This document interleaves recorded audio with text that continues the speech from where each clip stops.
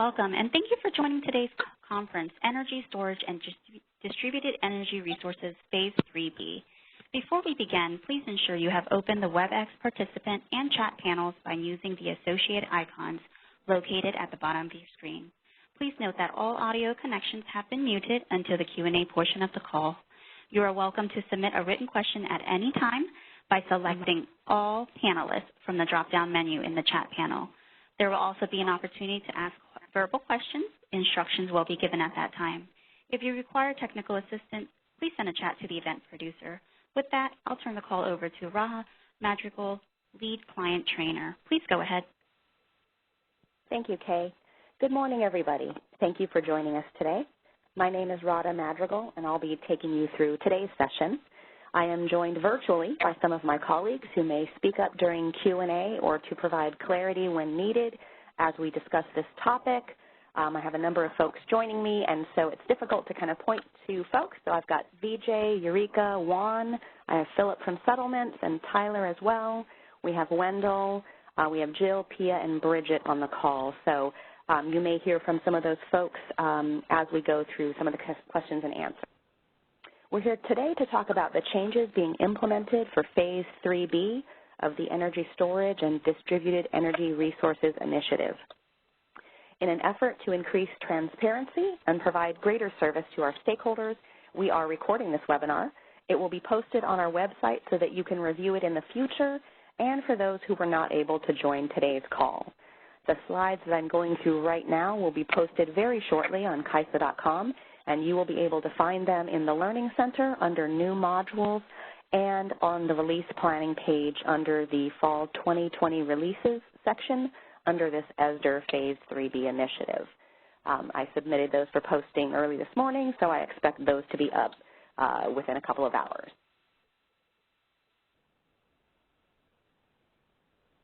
Today we'll be discussing a number of things. First, we'll go into a little bit of the purpose of the ESDR 3 initiative. We'll review the changes being implemented with Phase 3B. We'll review changes to the various ISO software applications that support demand response. And we'll go over the activities that will occur during market simulation.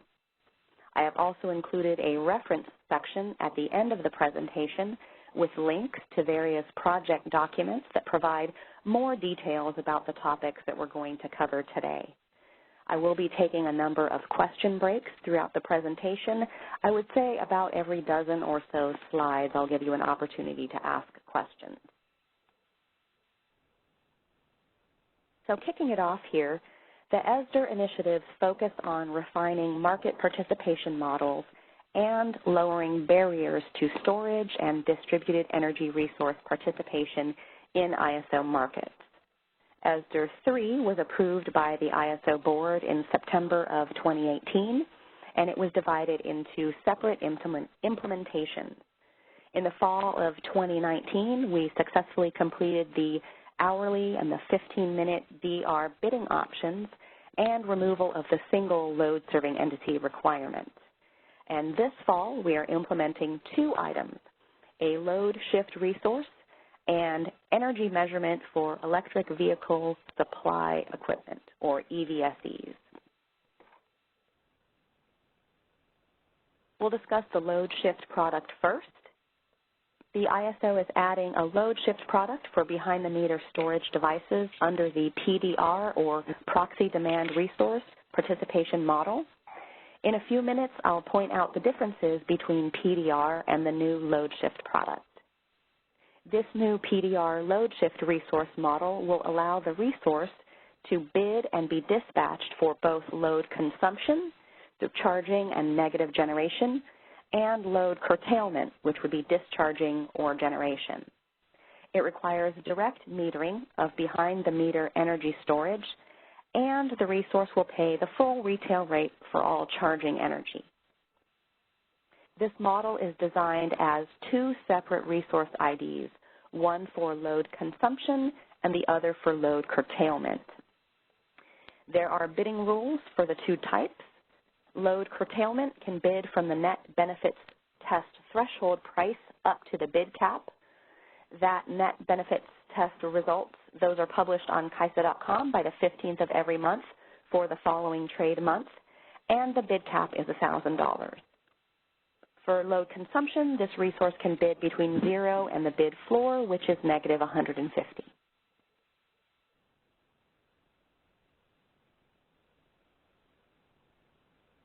The second part of the initiative enables sub-metering of behind-the-meter EVSE load curtailment. Today, an EVSE's load curtailment value is coupled with its host facility's DR program participation. With the implementation of ESDR 3B, it will allow an EVSE to use a sub-meter to calculate a customer load baseline for its performance that is independent of the host facility. This only affects the settlement value and does not allow for independent participation from the host facility.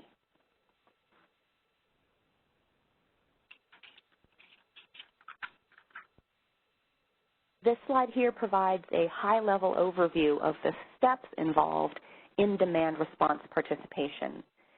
We highlighted the processes and systems affected by the ESDR 3B changes, so you'll see a box around those and green highlighting on the slide there.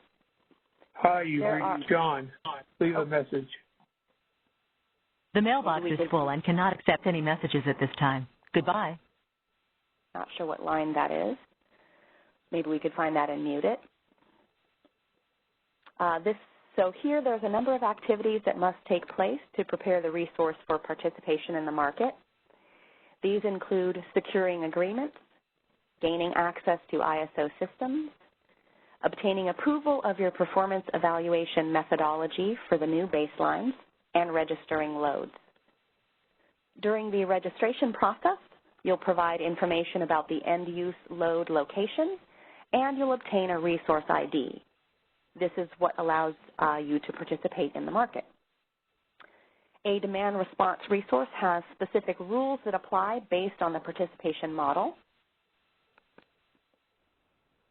Bids are submitted into our Scheduling Infrastructure and Business Rules tool, or CYBR, and results are obtained via the Customer Market Results Interface, or CMRI, and the Automated Dispatch System, or ADS. These types of resources are categorized as SC-metered entities and are required to submit meter data related to the resource's performance as part of the ISO settlements process.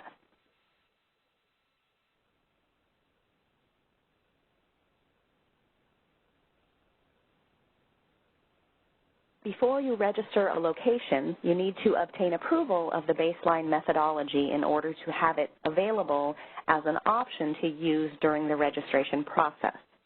You submit the performance evaluation methodology form, obtain approval, and then that baseline methodology is made available to you in a drop-down field on the registration page.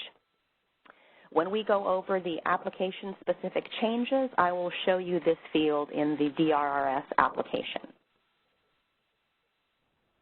The processes for creating, reviewing, and registering locations all take place in DRRS. You'll also see that the review by the load-serving entity and the utility distribution company is done at the individual location level, not on the registration. What this means is that once the demand response provider has created a location and it has been reviewed by the LSE and the UDC, that location can be registered by itself or combined with other locations into a registration. And it can also be moved to a different registration at a later date based on the business needs of the demand response provider without triggering another review cycle by the load-serving entity or the utility distribution company.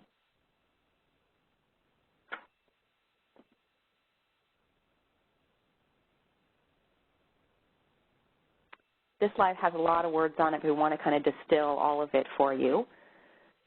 We just went over the general registration steps, and this slide highlights the steps involved in registering the PDR LSR resource. A PDR LSR must create a registration for both curtailment and consumption. They cannot register to only offer load consumption. The registrations for both resources will use the same service account or accounts. Registrations must include locations with a sub-metered storage device. The ISO will enforce ramp rates to ensure that the resource can be fully dispatchable from its Pmin to the Pmax in either the 15 or the 5-minute increments. The PDR LSR will be registered as 2 separate resource IDs in the master file, but in DRRS, PDR LSR will be registered only under the curtailment resource ID. And that resource ID for curtailment must register with a Pmin of 0 megawatts.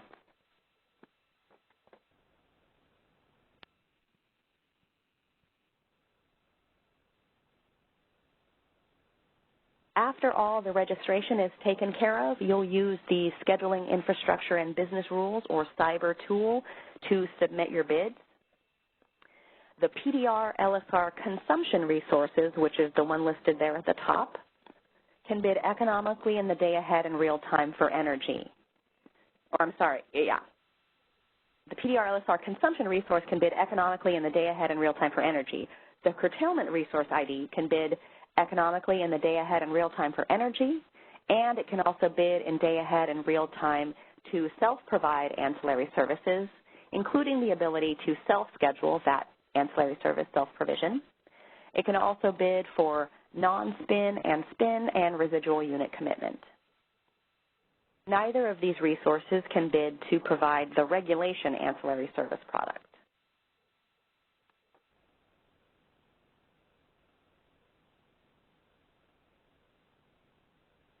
This table here compares the PDR participation model with the new load shift product.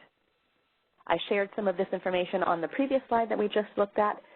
The items I'll point out here are that load curtailment can bid from the net benefits test threshold price up to the bid cap I mentioned earlier. That was $1,000. Load consumption can bid from between 0 to the bid floor, which is negative 150. And only curtailment can be an eligible resource adequacy resource. Consumption is not eligible for resource adequacy. And you'll also see some other information on the slide here, such as it can bid in 10 kilowatt increments. The minimum load curtailment is greater than or equal to 100 kilowatts for energy. The minimum load curtailment is greater than or equal to 500 kilowatts for ancillary services. You can aggregate smaller loads in order to achieve those minimum targets, and we do require telemetry for resources greater than or equal to 10 megawatts and or those that are ancillary services certified.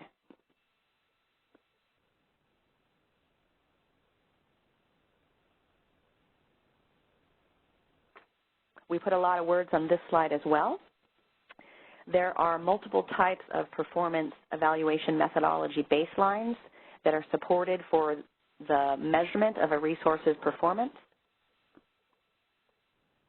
All of this is supporting data that must be provided during the post-market activities. This data provides information that is used during the settlement process. We've highlighted the new baseline methodologies on this slide here. PDR LSR has a new baseline leveraging the current meter generation output, or MGO, baseline method. And the EVSC performance methodology will use a day matching baseline. I have a number of different tables in the presentation that identify the new baseline methodologies and which participation methods that they line up with, so you can see these terms a number of different ways. We've kind of sliced and diced the data a number of different ways, so you'll see these methodologies coming up in a variety of tables in a bit. That was a high-level summary of the load shift product. I have more to share on that when we get into the changes for each of the applications, but before we get into that, Kay, can we do a question break? Does anybody have any questions on what we have covered so far? All right, as we move to Q&A, to submit a written question, attendees, please select all panelists from the drop-down menu in the chat panel. Alternatively, for verbal questions, please unmute your device and press #2 on your telephone keypad to enter the question queue.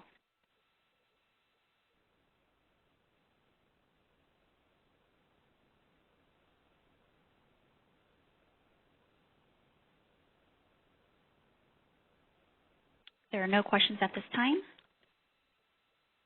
Okay, I will continue. So now we're going to transition from the load shift product and talk about EVSEs for a moment. This portion of the initiative was tailored for EVSE market participation. EVSEs with sub-metering will be able to participate independent of or in combination with its host customer load. And we have added new performance methodologies for residential and non-residential installations.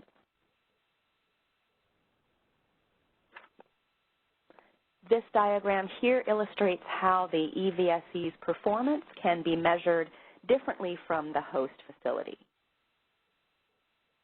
So this is what we're referring to when we talk about sub-metering and extending that MGO performance methodology for EVSEs.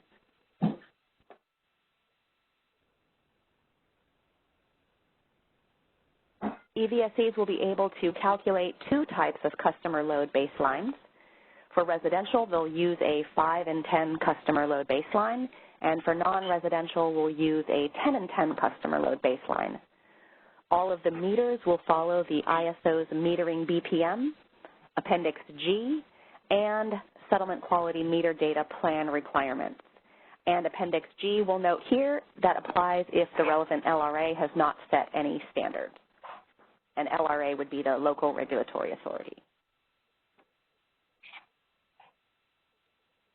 With regard to performance for EVSEs, performance will be measured using either the 5 in 10 or the 10 in 10 customer load baseline methodology. Both of these methodologies have a look-back period of 45 days using either 5 or 10 of the most recent non-event hours. Meter data derived from the customer load baseline will be 5-minute granularity. And if an EVSE generates 15-minute interval data, the scheduling coordinator will transpose the data to 3 5-minute intervals. And this load point adjustment will not apply to the EVSE baseline.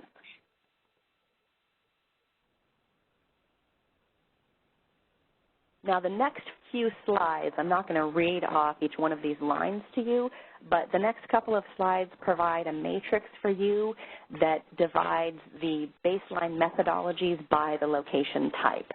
So here on this slide for energy storage location device, there are a number of new baseline methodologies that we have provided with the ESDR 3B implementation, and then we've identified which of those baseline methodologies are pre-existing. The next slide shows the baseline methodologies that line up with the EVSE supply equipment, both the new and the existing methodologies here. If you have a location device that's neither energy storage nor EVSE, you can use the existing baseline methodologies, which are listed on the slides here.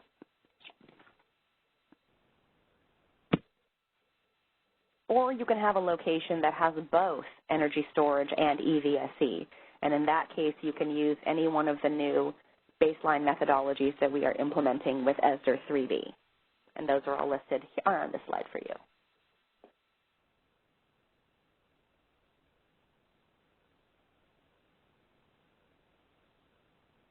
And the next slide is a continuation of that same category as well.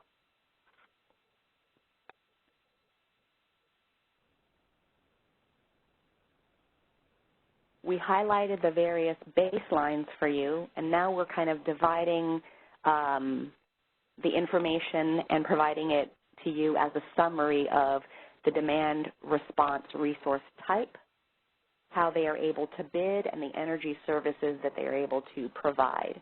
So we're lining out here. These are the existing methodologies. We have the proxy demand resource and the reliability demand response resource. So PDR and RDRR are listed here on this slide. And then on this next slide, we're highlighting the new PDR LSR methodology that we're providing with ESDR 3B, indicating the type of bid dispatchable options that must be selected, and pointing out that you will be obtaining a curtailment and consumption resource ID for that one single resource. Those resource IDs may be dispatched independently, and it kind of points out the variety of services that you're able to provide and a description of those.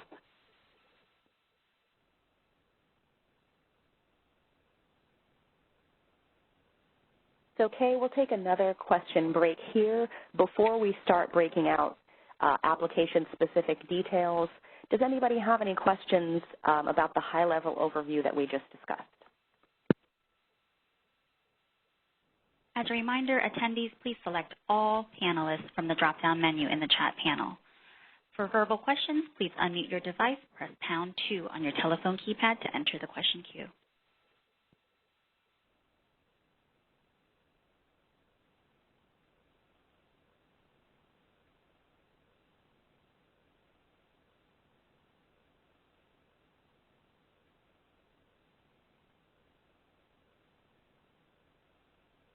There are no questions.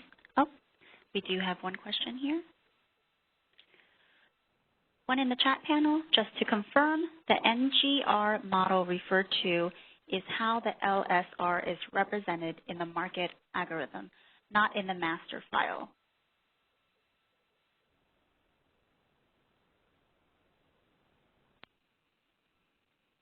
Jill or one of my panelists, does anybody have the answer for that question? Hi, this is Greg. Can you repeat the question again, please?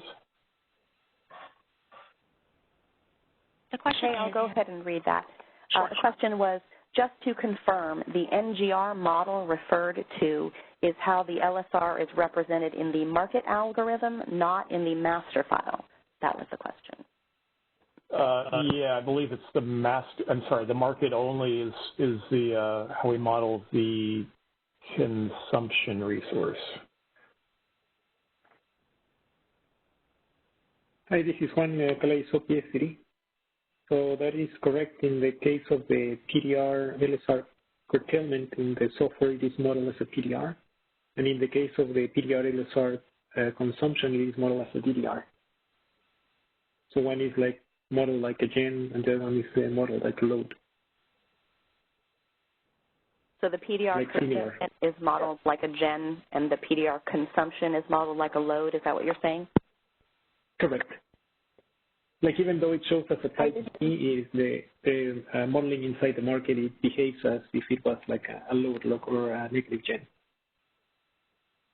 Okay, thank you for that. That answers the question.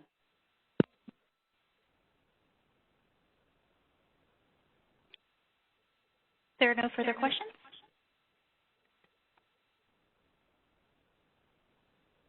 Thanks, Kay. Okay, we'll go ahead and continue.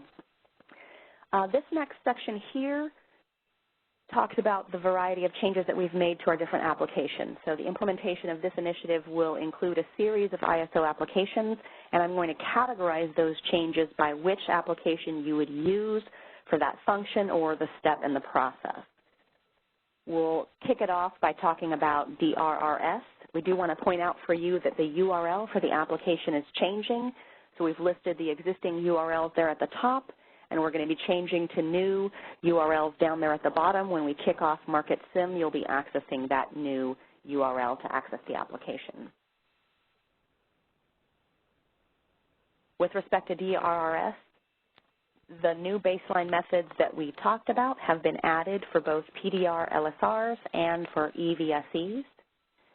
There are also new attributes for locations to indicate an energy storage device or an electric vehicle supply equipment device, so you'll be able to categorize those. The PDR LSR registration must include at least one service account with an energy storage device. The PDR LSR curtailment resource ID can only be selected and associated to a registration if that registration has selected a PDR LSR baseline method. I do want to also note that master file will maintain two resource IDs for the same registration, but again, in DRRS, we'll only have the PDR LSR curtailment resource ID listed.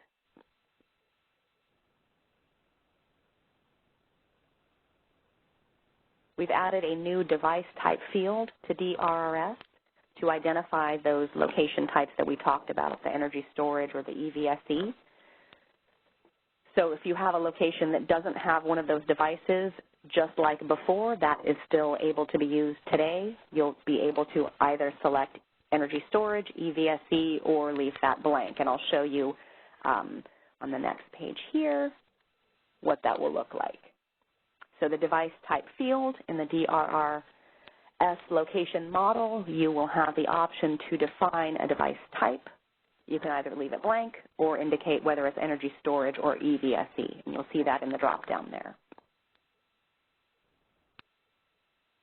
We've also added that column to the location view. So here is, I realize that this is a small screenshot, and I apologize for that, but we've got highlighted in the middle with a circle around it that device type column, so you'll be able to sort for that, and you'll see that listed in your location view.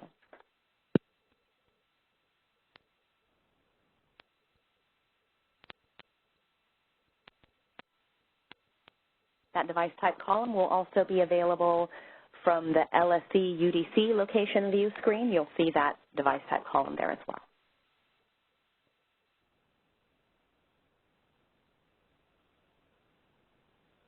When you create a registration in DRRS, you'll be able to choose from your own approved list of baselines, both any of the baselines that you had been approved for prior and the new baselines that have been accepted for you. So there's that performance evaluation methodology form that you'll need to fill out and get approval for in order for new baseline methodologies to be populated in this drop-down box. These will be the baseline methodologies that are available to you.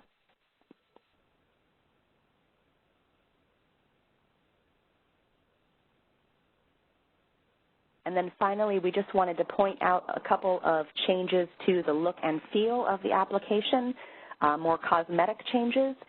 So you can see at the top, we've got the current screenshot there at the top, and then in fall 2020, what DRRS will look like.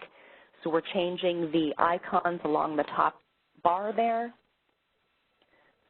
We're also changing the line where it says DRP view and location. That is going to have a new color in the background of there, so you can kind of just see how that looks differently. The apply and the reset buttons are further along to the right on the fall 2020 implementation. And you can also see that we made some color changes to the buttons there down at the bottom. And finally, in the current system, to process or move forwards with a filter that you've implemented or to move to another screen, there's a kind of carriage return looking icon. And in the fall 2020 implementation, it's been replaced with a go button that you would click. So those are the changes to the look and feel of the application. We're also highlighting here the various registration baselines, both what is pre-existing prior to the implementation of ESDR 3B, and then identifying the new options available with ESDR 3B, both for the load shifting and for the EVSE equipment.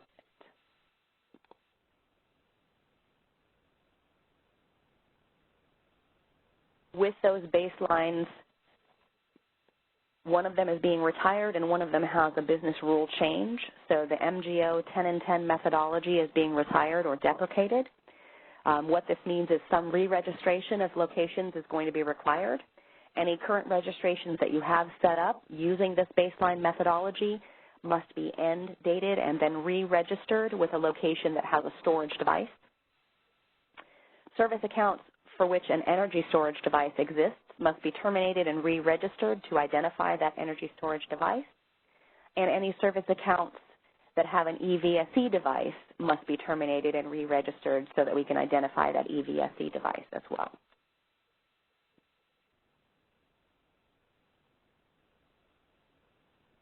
And finally, with DRRS, there are a number of changes that are going to be implemented along with the fall 2020 release.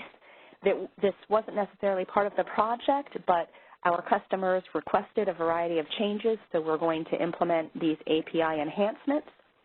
that although they didn't come about through the ESDR 3B initiative, they are for DRRS, so we wanted to make sure we mentioned that here. These enhancements are being implemented based on the requests from DR participants. I think the majority, or DRRS is the section, the application that I have the most slides on, so I think we'll take a quick question break here. Kay, can you check to see if we have any questions from the callers? As a quick reminder, attendees, please select all panelists from the drop-down menu to enter into the chat panel. And for the verbal queue, please unmute your device and press #2 on your telephone keypad.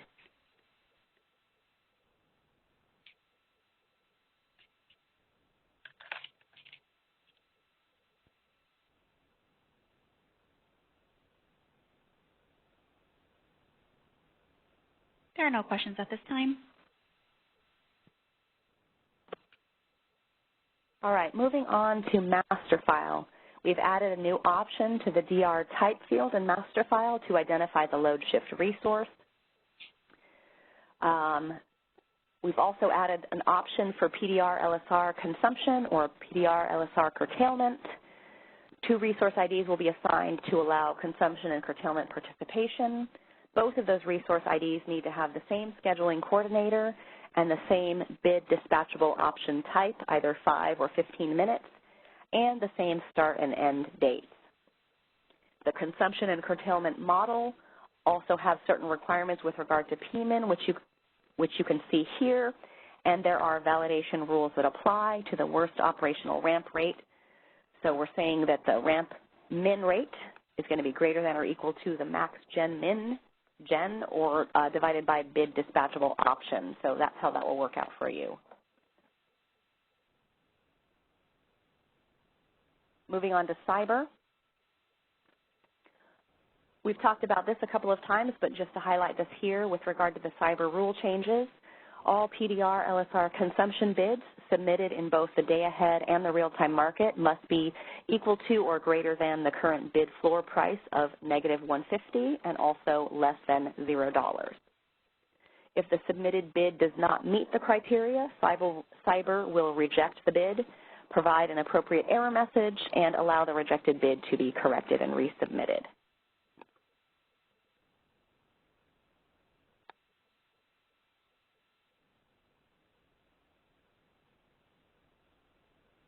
Moving on to MRIS. With regard to meter data, external DRPs shall submit meter data for a resource that is associated to a registration with one of the EVSE or PDR LSR baseline methods using the matrix provided on the following slide. So you'll see a couple of ways we've categorized that coming up on the next slide. And then we wanted to also point out, from a settlements perspective, the meter billing determinants. The PDR LSR curtailment resource meters are mapped to the one that you see here listed on the screen, and the PDR LSR consumption resource meters are mapped to another billing determinant. So we've highlighted both of those billing determinants on the screen here for you.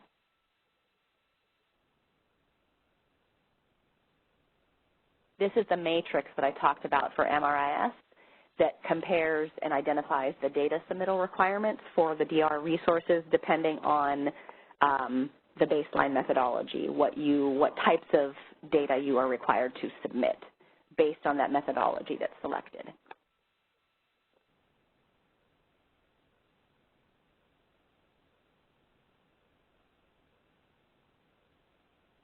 One thing about this matrix here that I just showed you, this is the same matrix that's shown in Appendix B from the BRS document, and it's also provided in the BPM for demand response. So you'll see that in a number of places. More about MRIS. You'll see footnotes listed next to some of the baseline methods here. I've included the footnotes at the end of this slide deck in the reference section.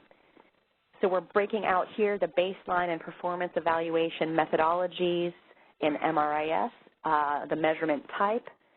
On this slide, we're talking about load, so we're showing the data granularity that needs to be submitted in, along with the various baseline method options, and some comments there for your reference. This next slide here continuation of load, and talking about generation, the data granularity, and the various baseline methods, and comments about the type of data that's required.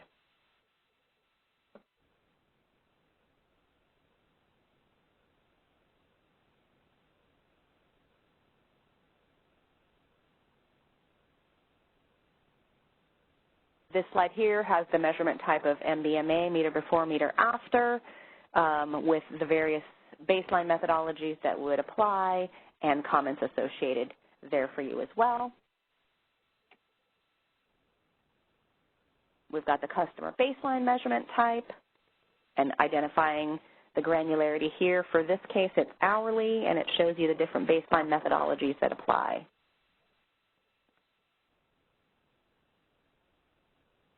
And the next slide here shows the treatment measurement type and highlights the different options here. So we have a lot of different baseline methodologies, and we're kind of dividing it out for you and showing it to you across the various applications, how those are categorized, what the granularity is, just so you have all of that information on your, at your fingertips.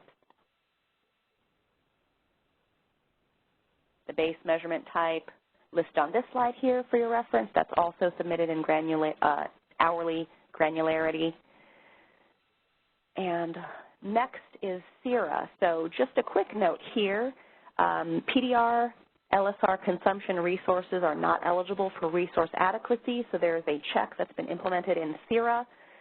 If you try to submit a resource and request NQC for it or net qualifying capacity, you're going to get an error message associated with that, so that this is just to point out for you that we've instituted that check in the SARA tool as well. And SARA is the customer interface for resource adequacy.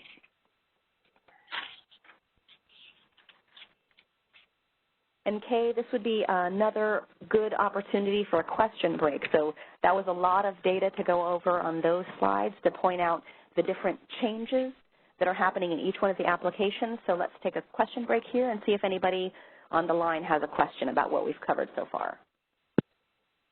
We do have a chat question. The question is, question of bid prices for LSR. If quantity bid is 0, price should be allowed to be 0 in SIBR. Is that correct? Thinking about DA bid set here.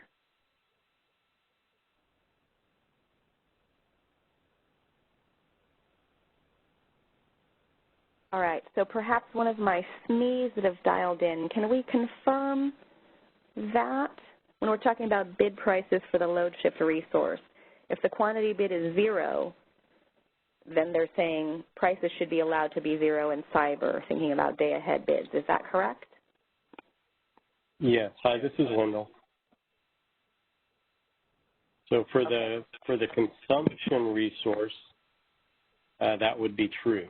For the curtailment resource, it's still going to have to qualify the NBT, net benefit. Right. The curtailment is anywhere from the net benefits test to the bid cap, right? Correct. Okay. Yes. Got it. Thank you. Appreciate that. Any other questions, Kay? There are no questions at this time.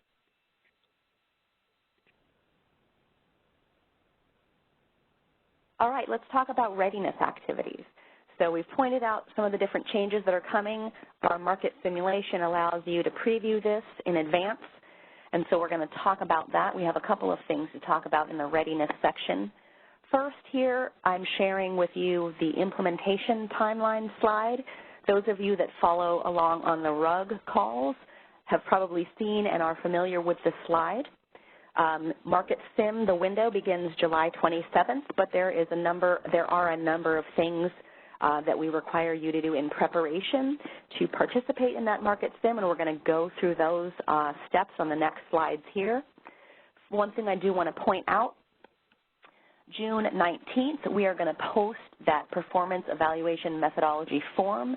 So you have the ability to start submitting those forms along with any associated SQMD forms starting July 1st, and this is in preparation for the things that are coming next.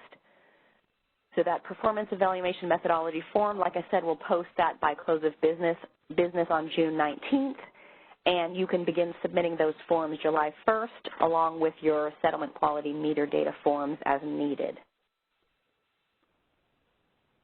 This is just a screenshot here of the market applications page in map stage. I put a box around all of the applications that are related to the implementation, though that doesn't necessarily mean that they are all included in the structured scenarios. I'm going to talk about those structured scenarios coming up in the coming slides here. During Market Sim, we're giving you the opportunity to preview and test from bid to bill a variety of things.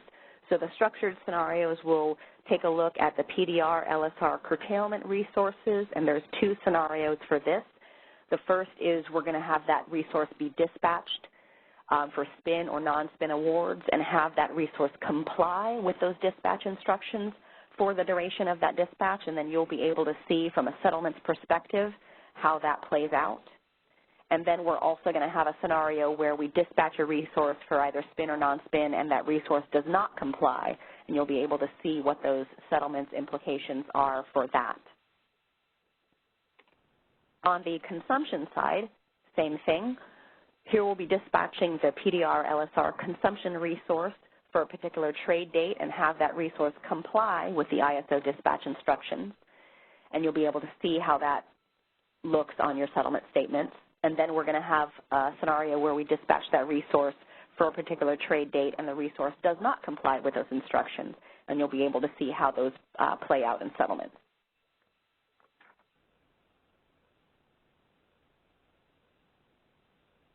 The purpose of having this market sim is to provide you with the ability to preview and test that new functionality before it is implemented in the production environment.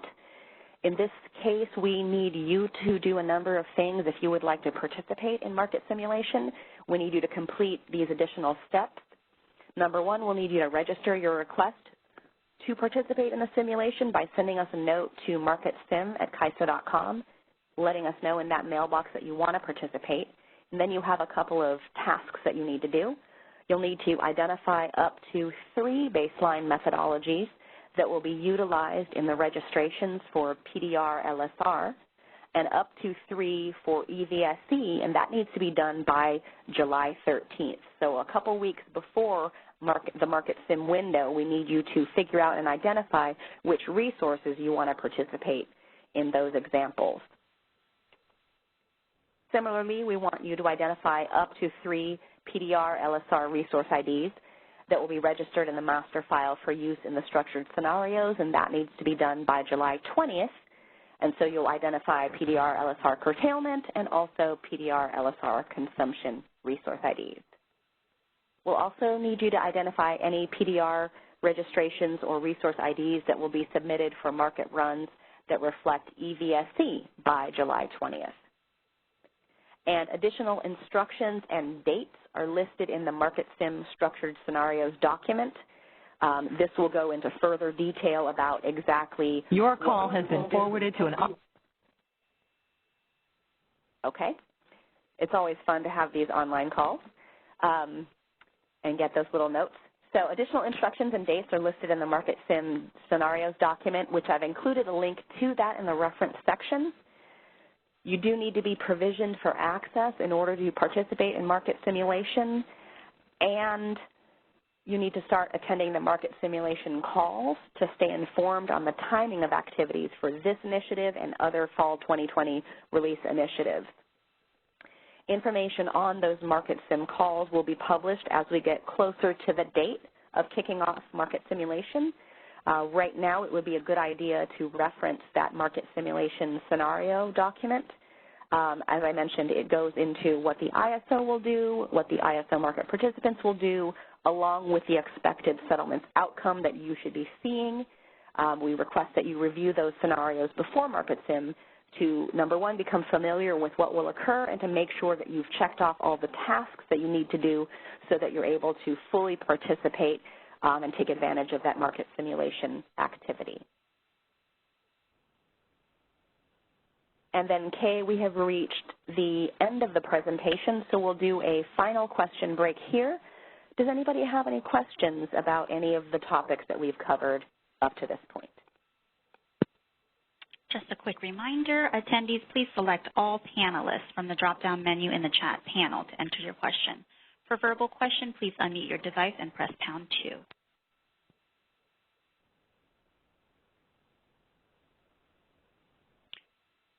We do have a chat question. Question is, will BCR be verified for PDR-LSR in MarketSim?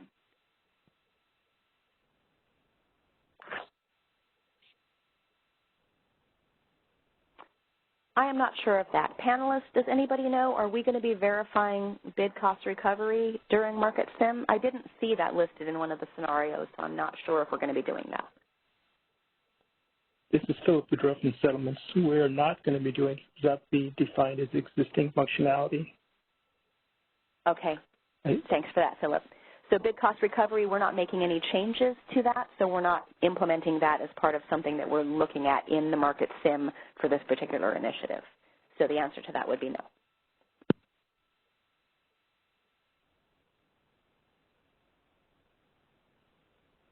Any other questions?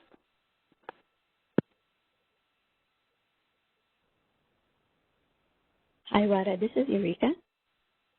Hi, Eureka.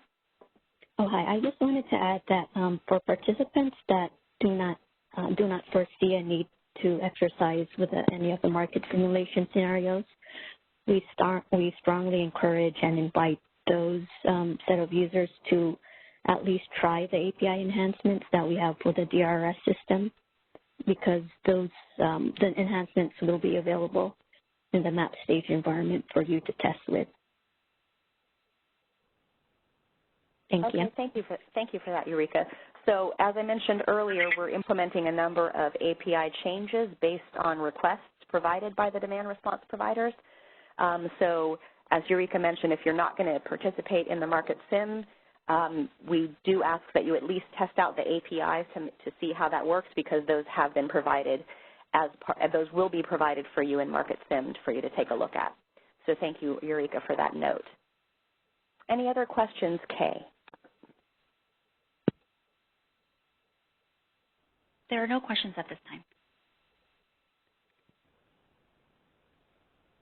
All right, thanks so much. As I mentioned at the beginning, these slides are going to be posted to our Learning Center and also the release pages. And in a couple of days, we will also post a recording here to that Learning Center on CAISO.com. If you have questions on anything that we presented here today, please email them to customerreadiness@CAISO.com. And this concludes our webinar for today. Thank you very much for your participation. We hope you found it useful and informative. Have a great day. That concludes our conference. Thank you for using AT&T Event Conferencing Enhanced. You may now disconnect.